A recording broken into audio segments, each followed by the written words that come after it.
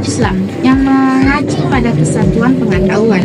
Konsep ini menekankan bahwa semua pengetahuan berasal dari sumber yang sama, yaitu Allah Subhanahu wa Ta'ala, dan tidak ada pemisah antara pengetahuan agama dan pengetahuan dunia. Penerapan pada dulu dalam penelitian mencakup pendekatan holistik yang mengintegrasikan pengetahuan agama dan pengetahuan dunia dalam upaya memahami fenomena yang kompleks. Nah, hal ini dapat dikaitkan dengan kesatuan tasawuf dan sains, yang dimana kita ketahui kesatuan tasawuf dan sains akan membahas bagaimana kedua bidang ini yang sering dipandang hal yang terpisah ternyata memiliki konsep yang mendalam dalam pencarian kehidupan dan pemahaman hakikat kehidupan. Tanpa berlama-lama lagi, mari kita mulai perjalanan kami dalam mencari kebenaran Wahdatul Ulum. Assalamualaikum warahmatullahi wabarakatuh. Sahabat pendengar yang kami cintai, selamat datang di podcast Ruang Ngobrol. Kita mengeksplorasi dan memahami lebih dalam tentang mengenai pelajaran Islam.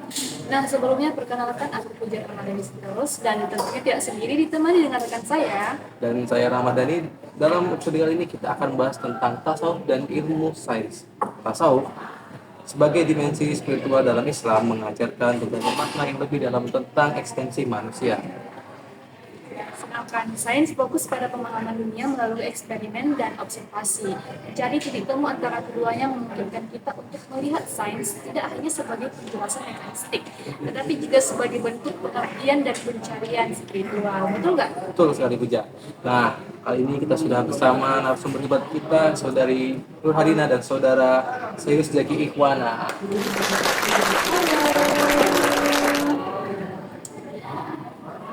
Kata pepatah nih, Dan. Apa itu, Puja? Tak kenal maka tak sayang. Cakep. Ada baiknya kita kenalan dulu dengan narasumber hebat kita. Betul. Halo. Halo semuanya. Aku Adin. Aku Zaki.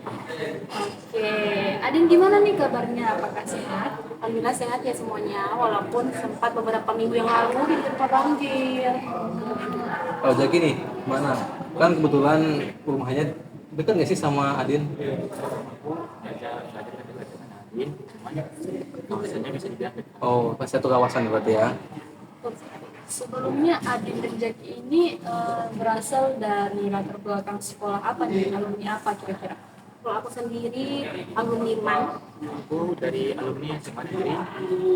Oke, karena Adin ini latar belakang dari sekolah agama, jadi nggak asing lah ya dengan istilah-istilah budaya-budaya di UIN ini, betul nggak? Betul sekali ya, karena kan di MAN itu udah sempat dipelajarin tentang agama-agama, jadinya sudahlah paham dulu. Iya betul. Kalau Zaki gimana nih? Kan bukan sebagai mahasiswa yang berlatar belakang sebagai sekolah agama kan? Nah, terus bagaimana suka dengan budaya di UIN ini? Terlalu shock dengan dikit beda. Ya. Ya, perilaku atau kebiasaan orang-orangnya biasa aja, pernah Cukup ya. beda gitu. Iya, Nah, betul sekali. Nah, di dalam kelas Jaki dan Adin ini ada belajar Wahdatul Ulum nggak? Ada. Iya, ada. Karena sebagai mahasiswa UIN ini tentunya kita nggak asing lah ya dengan mata kuliah Wahdatul Ulum ini. Karena setiap universitas Islam itu mata kuliah Wahdatul Ulum ini selalu ada di setiap universitas Islam. Boleh wajib gitu. Iya, bisa jadi. Ya kan Dani? Betul sekali. Lalu, bagaimana nih menurut sudut pandang Adin dan Zaki mengenai Wahdatul Ulum? Kira-kira apa sih itu Wahdatul Ulum? Dari siapa nih dulu nih? Boleh tuh Zaki. Kalau dari aku ada itu dua ilmu, yaitu ilmu agama dan ilmu sosial. Ilmu satu yang saling melengkapi, yang artinya kesatuan ilmu. Begitulah. Adin gimana nih? Bersama ya, bahwasanya singkatnya sebenarnya Wahdatul Ulum itu kesatuan ilmu. Karena kan tadi ada dua ilmu nih, Iya. dimana dua ilmu itu sering menjadi perbedaan atau pertentangan. Nah, Wahdatul Ulum inilah yang berfungsi untuk mengkaitkan keduanya.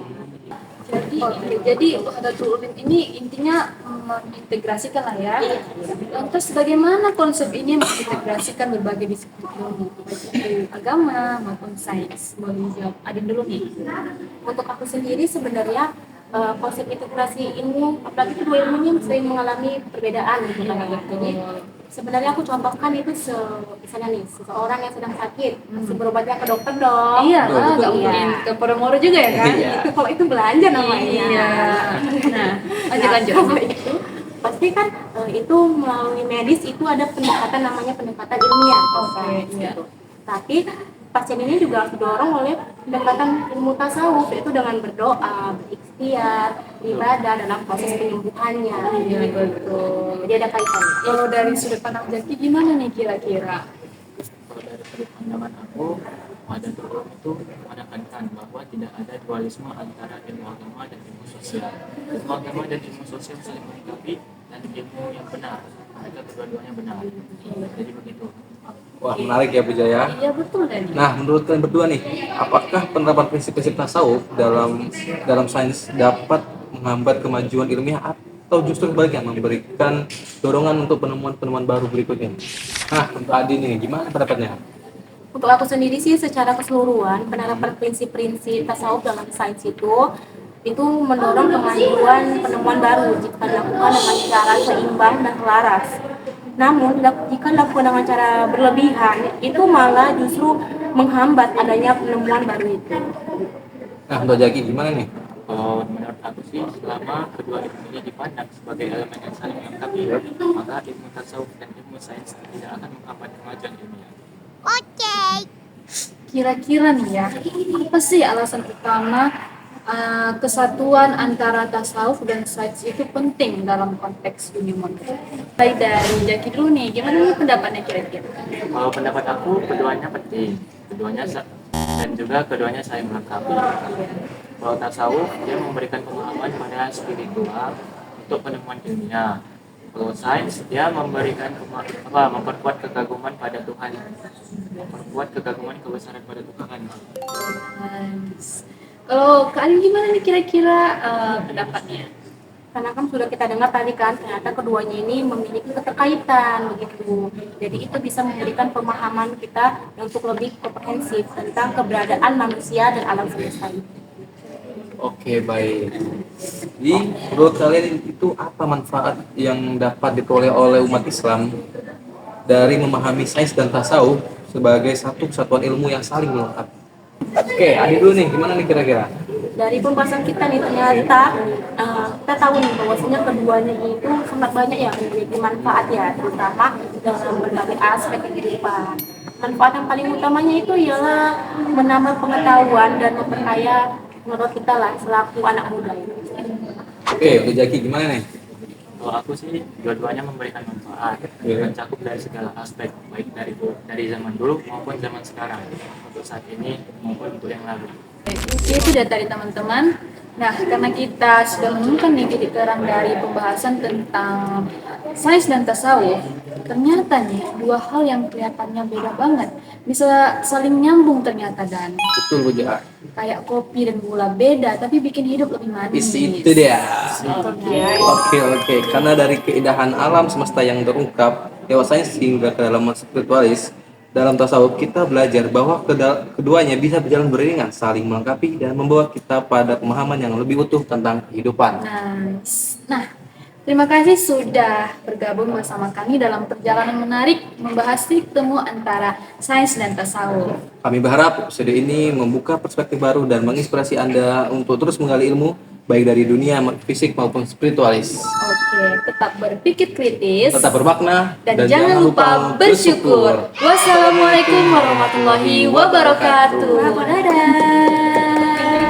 Dapat kita simpulkan teman-teman bahwasannya sains mengajarkan bagaimana proses alam semesta ini kita dan mengapa bisa muncul kehidupan di dalamnya. Hal ini merupakan proses alami yang terjadi di dunia fisik. Di sisi lain, tasawuf mengajarkan kita bahwa pengetahuan ini merupakan tanda kebesaran Tuhan yang harus kita renungkan. Dengan pemahaman spiritual, seseorang tidak hanya bisa paham bagaimana proses alam semesta yang tercipta, tetapi juga mengerti makna dan tujuan alam semesta dan kehidupan itu memang ada, yaitu hanya untuk beribadah kepada Tuhan. Oleh karena itu, sains dan tasawuf tidak dapat dipisahkan ke dalam dua hal yang berbeda, tapi keduanya bisa saling dikaitkan untuk menuju pada satu pemahaman yang sama, yaitu hanya untuk beribadah dan dalam satu ilmu yang sama. Oleh karena itu, Wahdatul Ulum mengajarkan kita bahwasannya untuk meyakini bahwa semua ilmu itu sama dan datang dari tempat satu sumber yang sama, yaitu Allah Subhanahu wa Ta'ala.